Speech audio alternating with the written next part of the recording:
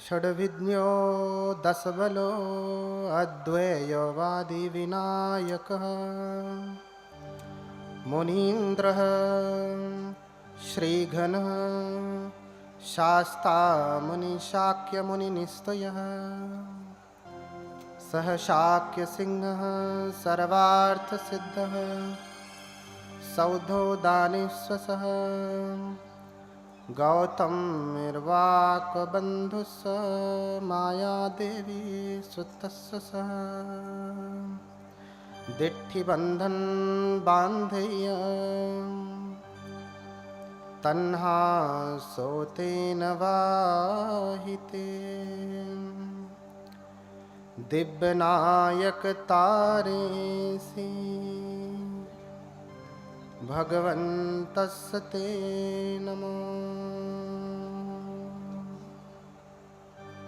साधु साधु साधु।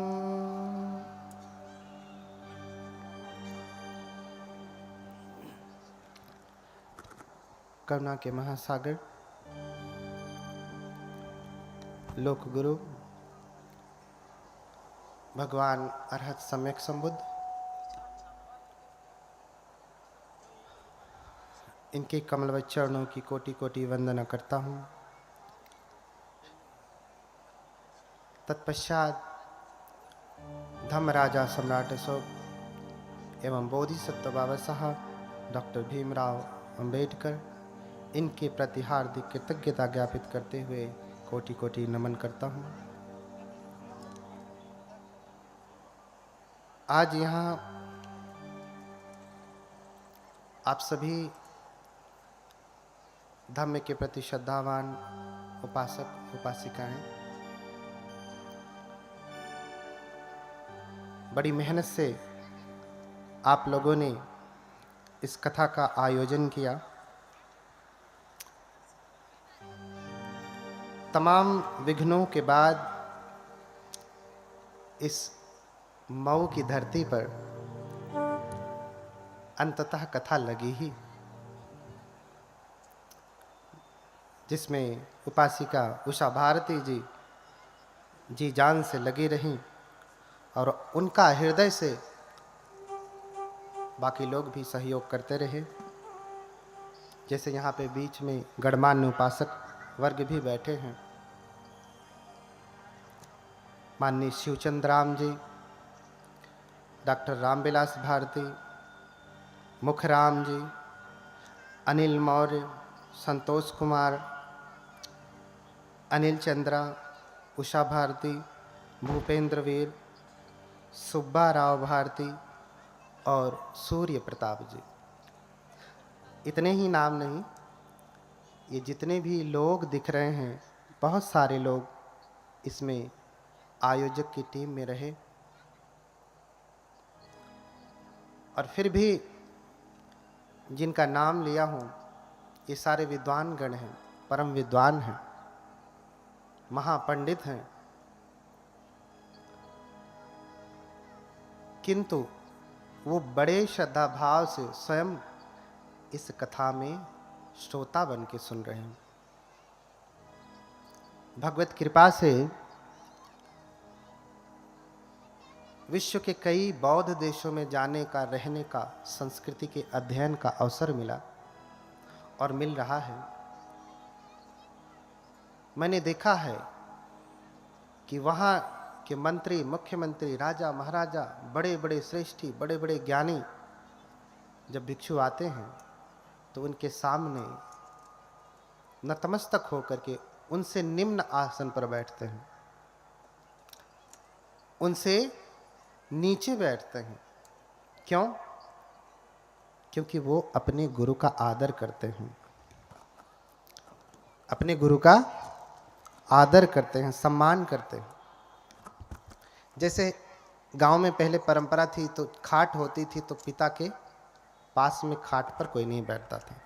कोई आवश्यकता पड़ गई तो लोग खाट के दाहिने नहीं बाएं बैठते थे।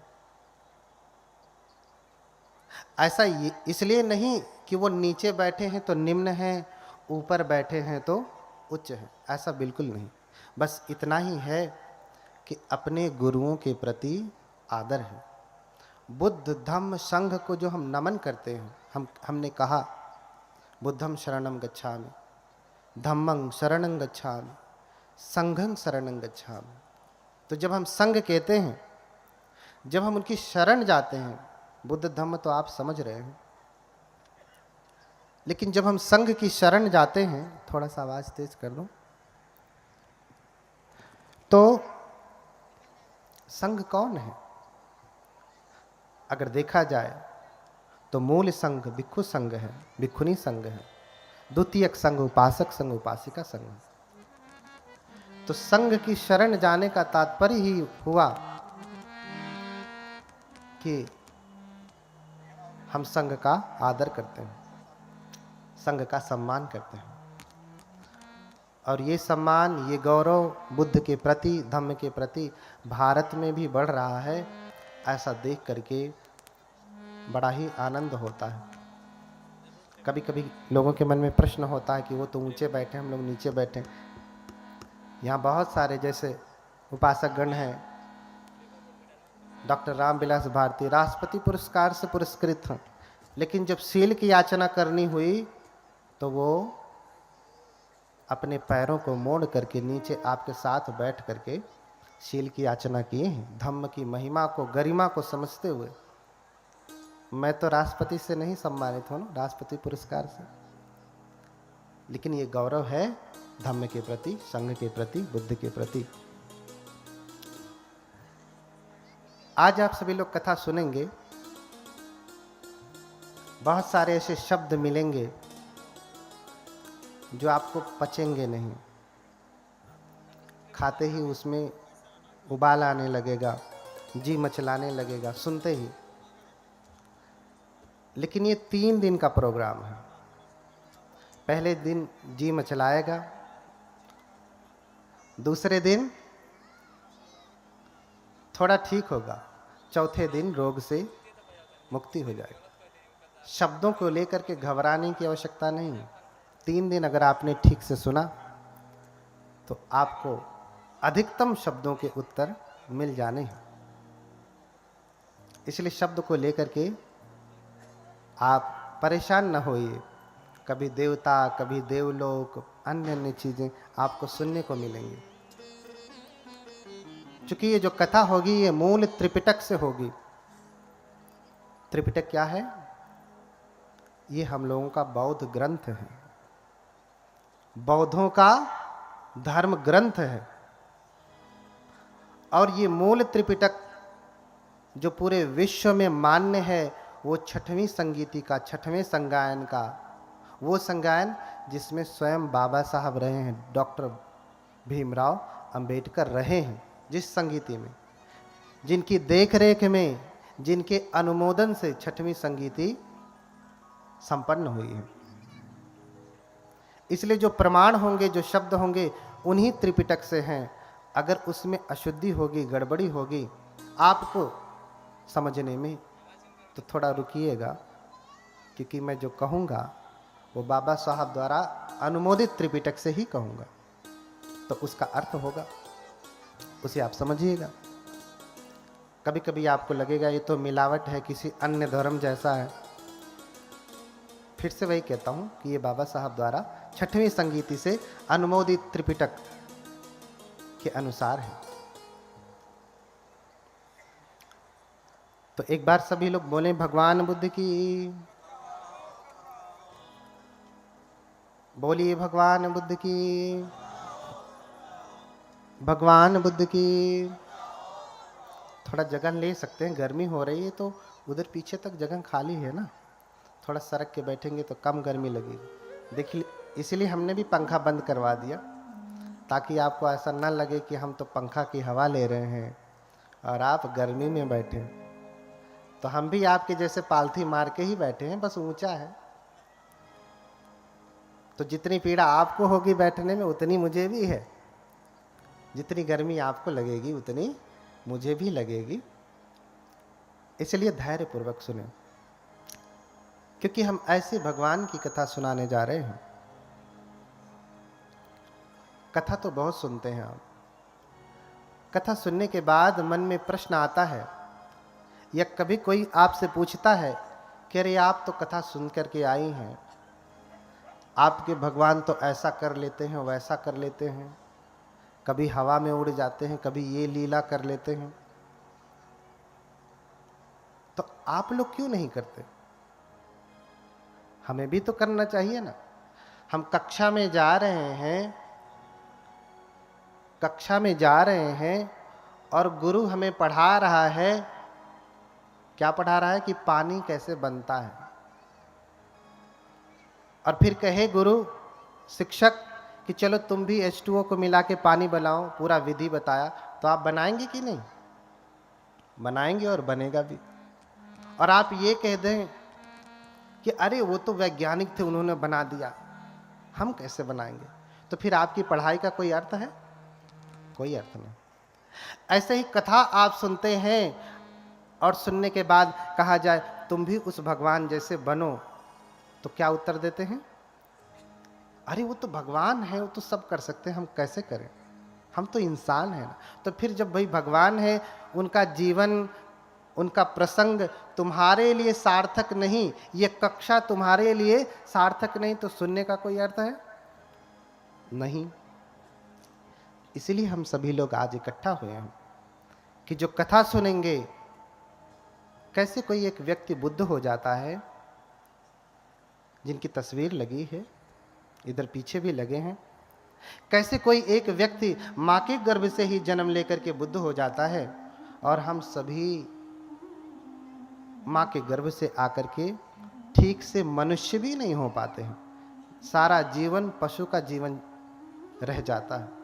क्या कारण है? क्या कारण है? तो आपको ये चरित्र सुनना पड़ेगा। अगर आप ठीक से सुनेंगे तो आपके जीवन में भी परम भगवत्ता जगेगी, आप भी भगवान हो सकते हैं। भगवान कौन? हाँ, भगवान कौन? अक्सर प्रश्न होता है कि भगवान किसे कहते हैं। बौद्ध धर्म में भगवान नहीं होते, अन्य लोगों को भगवान कहा जाता है। शब्दों को लेकर के लोग लड़ाई करते हैं, भगवाधारी भगवाधारी कहते हैं। आप शब्द भी देखें, भगवा, क्या भगवा शब्द संस्कृत में है? क्या भगवा शब्द हिंदी में है? क्या भगवा शब्द अंग्रेजी में है? उर्दू में है, अरबी में है, फारसी में है, इटाली में है? किसी में है? नहीं। किस में है? मूल पाली और प्राकृत में ही भगवा है। प्राकृत में भी भगव शब्द है, पाली में भगवा है। और अगर हम ये कहें कि ये भगवाधारी भगवाधारी, तो आप किसको कह रहे हैं? बुद्ध को कह रहे हैं। किसको कह रहे हैं? बुद्ध को कह रहे हैं। क्यों? क्योंकि पाली में ही भगवा शब्द होता है, किसी अन्य भाषा में नहीं होता। और पाली बुद्ध की मूल भाषा है। पाली बुद्ध की मूल भाषा है। इसलिए भगवा शब्द समझे, भगवान किसे कहते हैं? भगवा माने भगवान। हिंदी में करेंगे तो भगवान हो जाएगा, हिंदी में भगवान हो जाएगा। पाली में कहेंगे तो भगवा हो जाएगा, भगवतो हो जाएगा, भगवंत हो जाएगा। भगवंत नॉमिनेटिव केस में भगवा भगवंत ही होता है। कथा में लिखा है ना, बुद्ध चरित भगवंत कथा। अब भगवंत से भी आपत्ति होती है। विभक्ति पढ़ेंगे, जैसे हर शब्द का रूप होता है। बालक का संस्कृत में बालक है, बालक बालक होता है ना, ऐसे पाली में बालको बालका होगा, दो ही वचन होते हैं। और भगव शब्द का, भगवा शब्द का भगवा ही होगा, भगवंत होगा। पहले ही विभक्ति एक वचन में, नॉमिनेटिव सिंगुलर केस में, पठमा एक वचन में आपको भगवा भगवंत ही होगा। तो भगवा किसे कहते हैं? भगवान किसे कहते हैं? तो कहा कि भग रागोति भगवा। भगवान किसे कहा? भग रागोति भगवा, भग दोषोति भगवा, भग्ग मोहोति भगवा, भाग्यस पाप का धमा, भगवाते न मुच्यति। जिसने राग को भग्न कर दिया, क्या कर दिया? राग को भग्न कर दिया। राग क्या है? हमारी पांचों इंद्रियों के द्वारा जो आकर्षण होता है वही राग है। जैसे आंख से रूप देखा, रूप क्या है? जो भी चराचर जगत में दिखाई दे रही है आंखों से, ऑब्जेक्ट जो भी है। हम आंख से सुंदर स्त्री देखते हैं तो क्या पैदा होता है? क्या पैदा होता है? राग कि बड़ी सुंदर स्त्री है। कोई स्त्री पुरुष को देखती है इन्हीं आंखों से तो क्या पैदा होता है? चक्षुना संपस्सजो रूपं उपपज्यति चक्षु विज्ञानम। जब आंख से हम रूप देखते हैं तो क्या पैदा होता है? चक्षु का विज्ञान पैदा होता है। वो अच्छा और बुरा दोनों हो सकता है। स्त्री सुंदर है तो बहुत सुंदर है, स्त्री कुरूप है तो अरे, ऐसे पुरुष के संदर्भ में भी। तो जिसने राग को भग्न कर दिया, आंखों से हम राग पैदा करते हैं। देखिए, हम हर चीज से स्वाद लेते हैं, स्वाद नहीं लेते। जिस चीज में स्वाद नहीं है वो चीज आप कभी भी नहीं खाते। अच्छा, स्वाद, आपने स्वाद लिया है? किस किस चीज से स्वाद लिया है बताएं?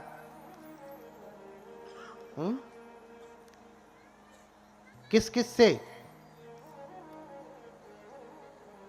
सलायतन फस्सजो रसंग वे विमर्तति। जब हमारे क्षह आयतन उनके आलंबनों के साथ टकराते हैं तो व्यक्ति स्वाद लेता है। स्वाद, आज तक आप एक ही स्वाद जानते हैं, एक ही प्रकार का आहार जानते हैं, लेकिन बुद्ध 4 आहार कहते हैं। कितने? कितने? 4 आहार कहते हैं। कौन कौन से? एक तो आहार आप जानते हैं, उसे कहते हैं कबलीकर आहार। कबलीकारो आहारो, कबलीकार आहार अर्थात जिसे आप कबल बना के चबा करके चपर चपर चपर करके खाते हैं, वो क्या है? कबलीकर आहार। फिर क्या है? मनोसंचेतना आहार है। फिर क्या है? स्पर्श आहार है। फिर क्या है? विज्ञान, जिसे हम हिंदी में कहेंगे विज्ञान, विज्ञान आहार। ये 4 प्रकार के आहार हैं और इन्हीं के द्वारा, इन आहारों को हम लेते कैसे हैं? इन्हीं 5 इंद्रियों के द्वारा लेते हैं। आंख, कान, नाक, जीभ, त्वचा और मन। एक 6वीं इंद्री जुड़ती है जिसके द्वारा हम सारे रसों का आनंद लेते हैं। अच्छा, जिस चीज में स्वाद नहीं उसे आप खाते हैं? खाना कौन सा खाया? भोजन कौन सा किया? जिसमें स्वाद है। एक दिन अगर स्वादिष्ट भोजन न मिला तो आपका पेट न भरेगा। भरता है? नहीं भरता। हर चीज में तो आप तो स्वाद बस इतना ही जानते हैं कि यही स्वाद है, लेकिन नहीं, आंखों से भी स्वाद है। आपने वस्त्र कौन सा पहना? जो आंखों को स्वादिष्ट, आंख के द्वारा स्पर्श हुआ तो जो विज्ञान पैदा हुआ है, जो स्वादिष्ट लग रहा है, वही स्वादिष्ट वस्त्र आपने पहना। नहीं पहना? आपकी अलमारी में हजारों जोड़े कपड़े रहे होंगे, हाँ, ऐसे गए होते, हाथ डाले होते पीछे, निकाल लिया, एक पहन लिया। ऐसा किया क्या?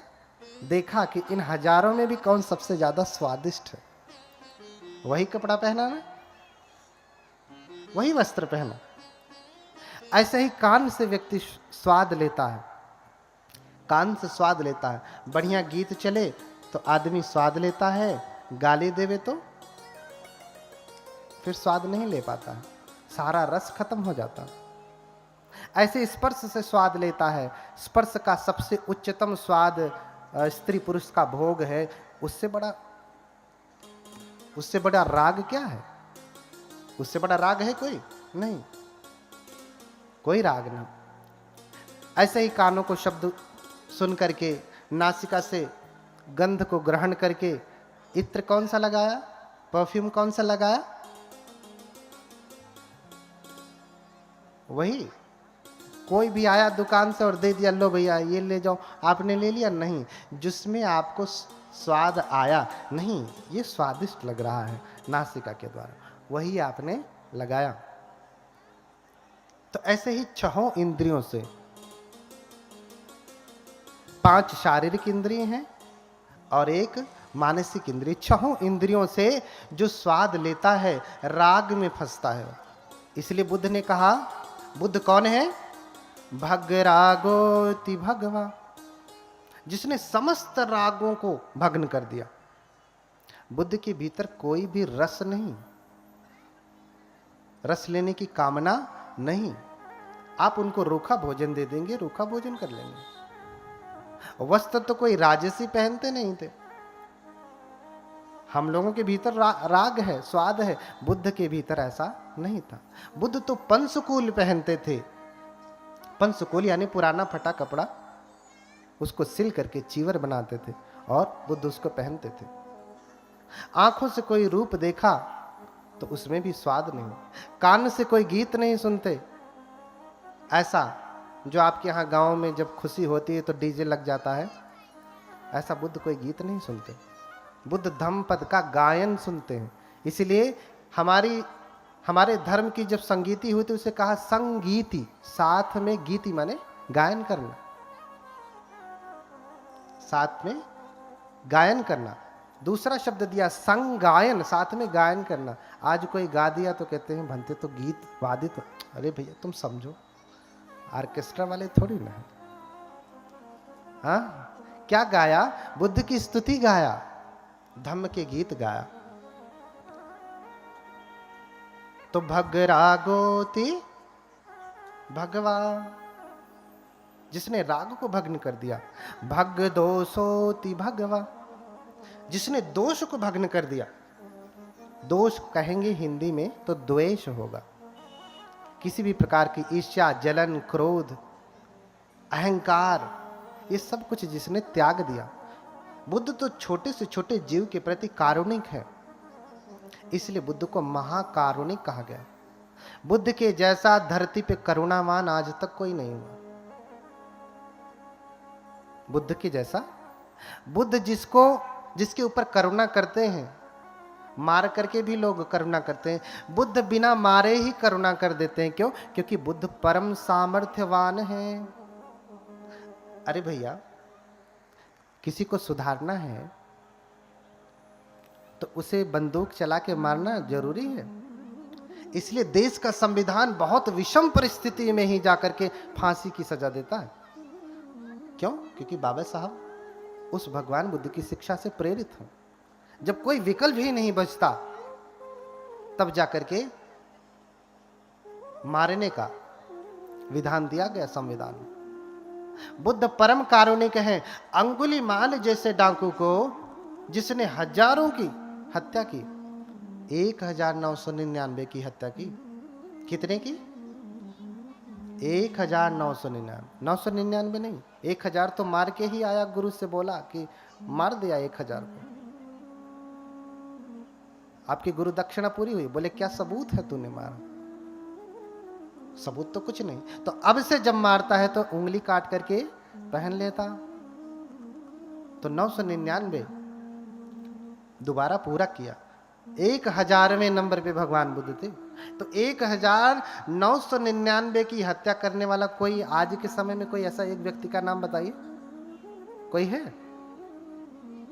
या तब के समय में ही, बुद्ध के समय में ही किसी ऐतिहासिक व्यक्ति का नाम बताइए जिसने किया हो? नहीं। एक अकेले व्यक्ति ने इतने की हत्या नहीं की होगी। यहां तक कि बड़े बड़े राजा महाराजा भी अधिकतम मारे होंगे तो 100, 200, 500 मारे होंगे, इससे अधिक नहीं। लेकिन इसने 1999 की हत्या की। बुद्ध भी चाहते तो मार देते। राजा बिंबिसार, प्रसेनजीत आदेश देते मरवा दो। लेकिन बुद्ध किसी को मारते नहीं, क्योंकि बुद्ध के भीतर किसी के लिए द्वेष नहीं है। बुद्ध तो करुणा करते हैं। हर व्यक्ति को सुधरने का अधिकार है। हर बीज जम सकता है अगर आप उसे उचित भूमि, उचित जलवायु देंगे तो इसीलिए कहा कि तद्धर्म सर्वदेहिनाम। वो बुद्धत्व का बीज, वो ज्ञान का बीज समस्त देहधारियों में है। कोई भी प्राणी हत्या के योग्य नहीं है। इसलिए बुद्ध कहते हैं कि किसी को मारे नहीं, मैत्री करें। और जब किसी से आप मैत्री करेंगे तो मारने की नौबत नहीं आएगी। आप अपने बेटे को मार सकते हैं, बेटी को मार सकते हैं? नहीं, क्योंकि इतनी मैत्री, इतना प्रेम, इतनी करुणा भरी है उसके प्रति, चाहे कितनी विषम परिस्थिति आ जाए आप मारने वाले नहीं हैं। इसलिए माँ के प्रेम को, माँ की मैत्री को सर्वश्रेष्ठ प्रेम, मैत्री और करुणा कहा।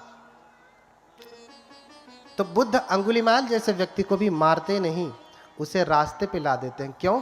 क्योंकि बुद्ध परम सामर्थ्यवान है, बिगड़े से बिगड़े व्यक्ति को भी सीधा कर लेते हैं। इसलिए बुद्ध को कहा गया सत्ता देव मनुष्यानम। बुद्ध क्या है? शास्ता है। हम वंदना में करते हैं हर दिन, सत्ता देव मनुष्यानंग बुद्धो भगवती, कहते हैं ना।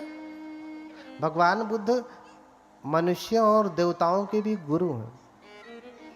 आप रोज पाली में वंदना करेंगे, सत्ता देव मनुष्यानंग बुद्धो भगवती। देव मनुष्यानंग, अगर मनुष्य ही देव होता है तो फिर दूसरा शब्द लगाने की क्या आवश्यकता है? मनुष्य ही देव होता है तो दूसरा शब्द लगाने की क्या आवश्यकता? सत्ता मनुष्यानंग बुद्धो भगवती, देव मनुष्यानंग क्यों कहा? तो बुद्ध परम सामर्थ्यवान है। बिना मारे, बिना चोट पहुंचाए व्यक्ति को सन्मार्ग पे लगा देते हैं। भैया तुम सच में भगवान हो तो ठीक करके दिखाओ ना, गोली मारना तो आम आदमी कर लेता है। इसलिए भग दोषोति भगवा, भगवान समस्त दोषों से विरहित है। और भग मोहोति भगवा, भगवान के भीतर कोई मोह नहीं, कोई अज्ञानता नहीं, कोई मूढ़ बुद्धि नहीं।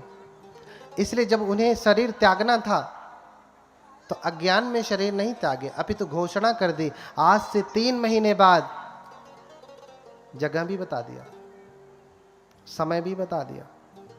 आज से 3 महीने बाद कुशिनारा में 2 साल वृक्षों के नीचे अंतिम पहर, तीसरे पहर में मैं अपने शरीर को त्याग दूंगा। और हुआ भी ऐसे। भगवान 3 महीने बाद कुशिनारा, कुशीनगर में पहुंचते हैं, 2 साल वृक्षों के नीचे लेटते हैं और अंतिम पहर जैसे ही शुरू होता है भगवान अपने शरीर को त्याग देते हैं। ऐसा कोई हुआ आज तक जिसने कहा कि इतने बज के इतने मिनट पे मरूंगा और मर गया? बता दे। क्यों? क्योंकि बुद्ध सारे मोहों से विरहित है। बुद्ध परम सजग है, परम ज्ञानी है। उनके भीतर मोह अर्थात बाल बुद्धि, अज्ञानता, मूर्खता, बुद्ध उन सब से परे हैं। इसलिए भग रागोति भगवा, भग दोषोति भगवा, भग मोहोति भगवा, भगस पाप का धम्मा भगवाते न उच्चति। जिसने समस्त पापों को उत्पन्न करने वाली जड़ को ही भग्न कर दिया, तोड़ दिया, खंडित कर दिया, उसे क्या कहते हैं? भगवान कहते हैं। भगवान, उससे भगवान कहते हैं। यानी बुद्ध किसी भी प्रकार का दोष नहीं करते। बुद्ध पत्नी के साथ नहीं रहते, बुद्ध बच्चे को के साथ नहीं रहते, बुद्ध गृहस्थी में नहीं रहते। बुद्ध ऐसा कोई कार्य नहीं करते जिससे पाप पैदा होता है या पाप को बढ़ावा मिलता। भग्गस पाप का धम्मा, जितने धर्म अर्थात क्या होता है? भग्गस पाप का धम्मा, धर्म का अर्थ आप क्या समझते हैं? धम्म अर्थ आप क्या समझते हैं? अगर आप पाली पढ़ेंगे तो बहुत सारे अर्थ हैं धम्म के, एक ही अर्थ नहीं है। धम्म का मतलब बौद्ध धर्म ही नहीं होता। धम्म का मतलब होता है नैसर्ग का नियम, प्रकृति का नियम, फेनोमेना। और डॉक्ट्रिन भी होता, बुद्ध की शिक्षा भी होती है।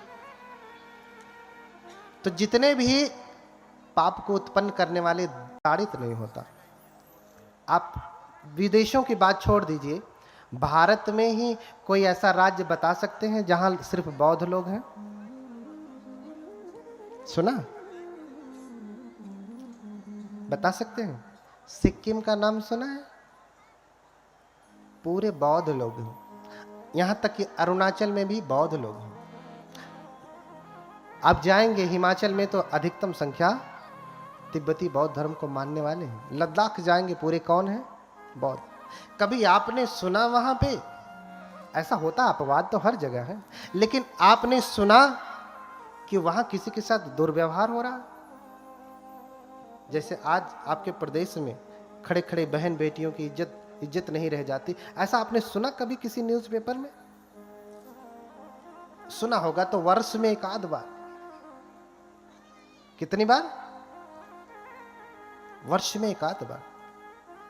क्योंकि बुद्ध का ही वचन है, यो हवे रखति धम्मं धम्मं रखति सो परे।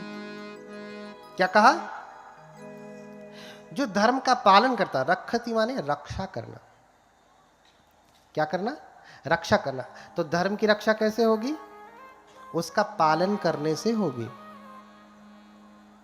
आपने गाड़ी ले लिया और लाके खड़ी कर देंगे तो गाड़ी सुरक्षित बची रहेगी? कभी चालू मत करिए, कभी कुछ मत करिए, चलाइए मत। आपकी ये भौतिक गाड़ी भी अगर आप 1 वर्ष तक ला करके खड़ी कर देंगे तो वो चलेगी नहीं। तो रक्षण कैसे होता है? उसका पालन करने से। तो यो हवे रखति धम्मं धम्मं रखति सो परे।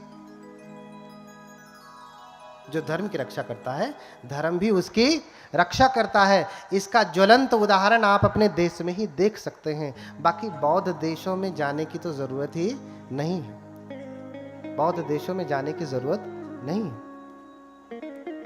इतना सामर्थ्य है भगवान बुद्ध के धम्म में, भगवान बुद्ध की शिक्षा में, भगवान बुद्ध के ज्ञान में। आज उसी की कथा सुनेंगे कि कैसे जन्म हुआ, कैसे ज्ञान प्राप्त किया और क्या क्या उपदेश दिए। और ध्यान से सुनना कि कैसे कोई व्यक्ति बुद्ध हो सकता है। आज आप अपने बेटे को क्या बनाना चाहते हैं? बेटी को क्या बनाना चाहते हैं? IAS, PCS, डॉक्टर, इंजीनियर, सब कुछ बनाना चाहते हैं। लेकिन एक अच्छा इंसान बनाना चाहते हैं?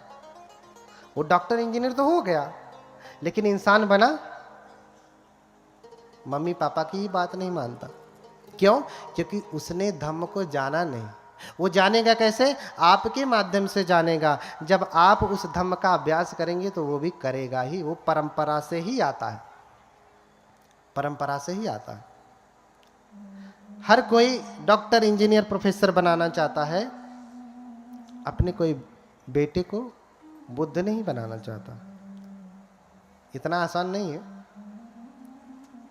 लेकिन कम से कम इच्छा तो होवे कि हम बुद्ध बनेंगे, अरहत बनेंगे। हाँ, बुद्ध से पहले की अवस्था है बोधिसत्व। वो जो तस्वीर लगी है ना, किसकी लगी है? किसकी लगी है? बोधिसत्व की। किसकी? बोधिसत्व की तस्वीर लगी है। बोधिसत्व होने वाले बुद्ध होते हैं। द बुद्धा टू बी, होने वाले बुद्ध। इसीलिए कहा बोधि का सत्व है। सत्व यानी प्राणी, होने वाले प्राणी हैं, होने वाले बुद्ध हैं। और उन्हीं को आप मानते हैं। लेकिन बोधिसत्व की चर्या कैसी है आपको समझना पड़ेगा। तो ये चर्या आपको बुद्ध कथा ही बताएगी।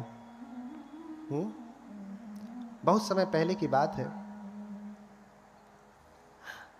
बहुत समय पहले की बात है। अमरावती नाम का एक नगर था, जो कि भारत पूरी तरीके से बदल गया। आज आप अमरावती कहेंगे तो उधर महाराष्ट्र में है, उधर ही कहीं अमरावती है। क्योंकि भारत की पूरी भौगोलिक दशा ही बदल गई। तो कप्पे सत सहसे चतुरो च असंख्ये अमरम नाम नगरम दर्शनेयं मनोरमम। कप्पे सत सहस्रे, देखिए आप ध्यान से समझें। कप्पे सत सहस्रे चतुरोच असंख्य, कल्प बहुत सारे होते हैं। कप्प यानी कल्प। एक कल्प होता है जिसे हम आयु कल्प कहते हैं, दूसरा कल्प होता है अनंतर कल्प, तीसरा कल्प होता है असंख्येय कल्प, और अंतिम जो कल्प होता है वो क्या होता है? महाकल्प। ये 4 कल्प होते हैं। अब कल्प किसे कहते हैं? कल्प किसे कहते हैं?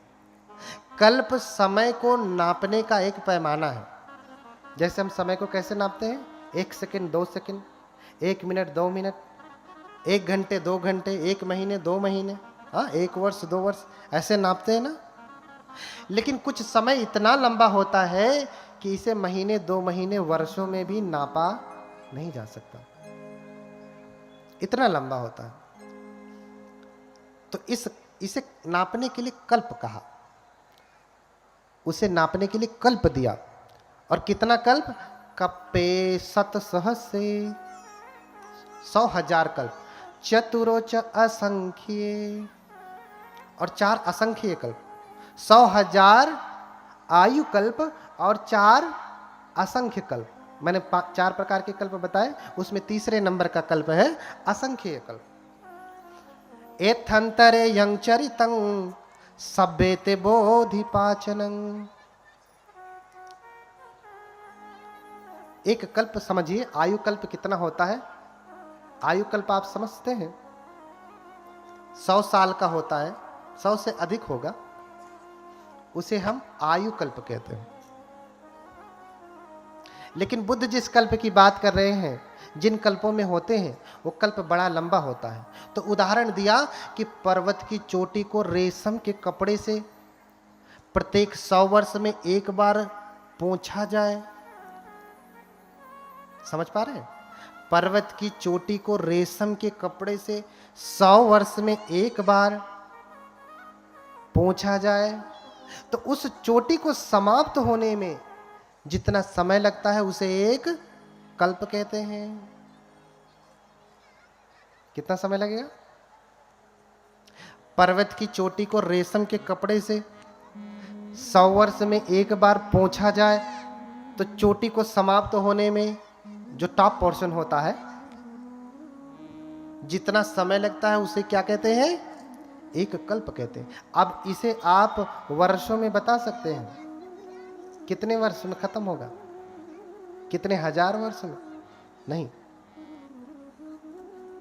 दूसरा उदाहरण दिया हमारे त्रिपिटक में कि 1 योजन लंबा, 1 योजन चौड़ा, 1 योजन ऊंचा कोई भेरी हो।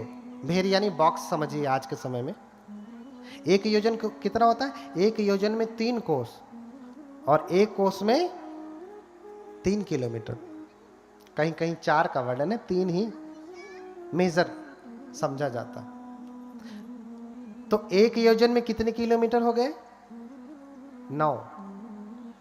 1 योजन में 3 कोस, और 1 कोस में कितने किलोमीटर? 3। तो 3 तिया 9। कोई भेरी यानी बॉक्स समझिए, कोई डब्बा हो, कंटेनर हो जिसमें आप चावल वावल रखते हैं ना, कितना बड़ा हो? देखिए बुद्ध कब पैदा होते हैं, बुद्ध कैसे पैदा होता है, कितना समय लगता है। अभी समय बता रहा हूं कितने समय में पैदा होते हैं, कैसे पैदा होते हैं। 9 किलोमीटर लंबा, 9 किलोमीटर चौड़ा और 9 किलोमीटर ऊंचा। क्या हो? भेरी हो। और उसमें क्या रखे हो? सरसों के दाने रखे हो। प्रत्येक 100 वर्ष में एक सरसों का दाना निकाला जाए, तो दाना समाप्त होने में जितना समय लगता है उसको क्या कहते हैं? एक कल्प कहते हैं।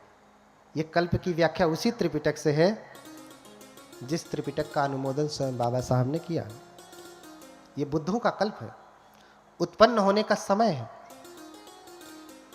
बुद्धों के उत्पन्न होने का समय है। तो इसको आप कितने वर्षों में गणना करके बता सकते हैं? 1000, 2000, लाख, करोड़ नहीं, ये वर्षों में बताया नहीं जा सकता कि कितना लंबा समय, बहुत लंबा समय आप अनुमानित कर लीजिए। तो इस प्रकार से एक अमर नाम का नगर था। एक तपस्वी थे सुमेध, जो तपस्या करते थे। क्या करते थे? तप करते थे। हिमालय में जाकर के तप करते थे। क्यों तप करते थे? क्योंकि जब उनका जन्म हुआ तो माता पिता सब कुछ छोड़ करके चले गए। सबके माता पिता सब कुछ छोड़ के ही जाते हैं, लेकिन किसी की आंखें खुलती हैं, किसी की नहीं खुलती हैं। और जब सब कुछ छोड़ करके गए तो सुमेध सोचने लगे कि इतने मेरे पितामह सामर्थ्यवान थे, मेरे पिता सामर्थ्यवान थे, लेकिन ये कुछ भी लेकर के नहीं गए। क्यों? क्योंकि पूरी हवेली बनाया, और जब खाता बही वाला पूरा निकाल करके विवरण दे दिया कि इतना तुम्हारे पिता का धन है, इतना तुम्हारे पितामह का धन है, ऐसे करके यावता सत्तमः युगा, 7 पीढ़ियों का पूरा विवरण दे दिया कि ये परंपरागत चलने वाला धन है। तो सुमेध सोचने लगे, मेरे पिता भी नहीं लेकर के गए, दादा भी नहीं लेकर गए, परदादा भी नहीं लेके गए, उनके भी पिता, दादा, परदादा, उनके ऐसे 7 पीढ़ियों से कोई नहीं लेकर के गया। ये धन तब से है, तो क्या मैं जब मरूंगा तो इसे लेकर के जाऊंगा? हाँ, क्या मैं इसे लेकर के जाऊंगा? नहीं। जब वो खाली हाथ से गए तो मैं भी खाली हाथ से ही जाऊंगा, हाथ में लेकर के नहीं जाऊंगा। इसलिए कबीरदास कहते हैं कि कबीर सो धन संचिए जो आगे को होए, अरु शीस चढ़ाए पोटली ले जात न देखा कोई। किसी को देखा आपने? ऐसे धन का संग्रह करें जो आगे को होए, अर्थात आपके साथ वो धन चले। जहां आप जाएं आपके साथ आपका धन जाए। तो कौन सा धन जाएगा? जो अलमारी में रखा है, कि जो बैंक में रखा है, कि जो आपने यहाँ पे बनाया है, ये जाएगा? तो इसलिए कबीरदास कहते हैं कि कबीर सो धन संचिए जो आगे को होए, जो आगे आगे चले, आपके साथ चले। क्यों? क्योंकि शीस चढ़ाए पोटली, गठरी बांध करके देखा किसी को? ले जात न देखा कोई, सर पे बांध करके कोई लेके जाता नहीं। अरे उस समय भाई गठरी थी, फट जाती होगी रास्ते में। आज तो बढ़िया बढ़िया सूटकेस है, लुई फिलिपी, तो कौन कौन सा है, भर लो उसमें, लेके जाना। महंगे वाले 10,000, 20,000, 1 लाख का बैग बनवा लो, उसमें लेके जाना। ले जा पाएंगे? नहीं। कोई ऐसा बैग नहीं बना, कोई ऐसी गठरी नहीं बनी जिसमें आप लाद करके लेकर के जाएंगे। तो यही सोच रहे हैं सुमेध कि मैं सर पे लाद करके लेकर के जाऊंगा नहीं। इसलिए मुनादी करवा देते हैं कि जिसको जो चाहिए सो ले जाए। मुनादी करवा दिया कि मेरे घर में जो कुछ भी है, जिसको जो चाहिए सो ले जाए। एक बार आप अपना घर खुला करके छोड़ दीजिए और कहिए जिसको जो चाहिए सो ले जाए, तो गरीब तो छोड़ दीजिए, धनवान भी लूटने पहुंच जाएगा। गरीब बाद में पहुंचेगा, धन अरे रुक, अमीर तो पहले ही उसे अपना रौब दिखा करके रोक देगा। हाँ, तो एक एक करके सारे, जिसे धन मिला सो धन ले गया, जिसे आसन मिला आसन ले गया, जिसे चारपाई मिली चारपाई ले गया, बेड ले गया, बिस्तरा ले गया, कंबल ले गया। हाँ, दरवाजा तक तोड़ के, खिड़कियां तक तोड़ करके लोग लेके चले गए। बस उनके इमारत का ढांचा बना। देख करके सुमेध हंसते हैं कि ये कितने ज्ञानी लोग हैं। इन्हें लगता है मैं लुटा रहा हूं तो मैं खो रहा हूं, और ये लेके जाएंगे तो ये बचा लेंगे। हाँ, ये बचा लेंगे। इसलिए सब कुछ छोड़ दिया और ऋषि का वेश धारण कर लिया, सन्यासी का, प्रवज्जित का रूप धारण कर लिया। बुद्ध को भी ऋषि कहा गया। क्या कहा गया? धम्मं देसेसि महेशिनो।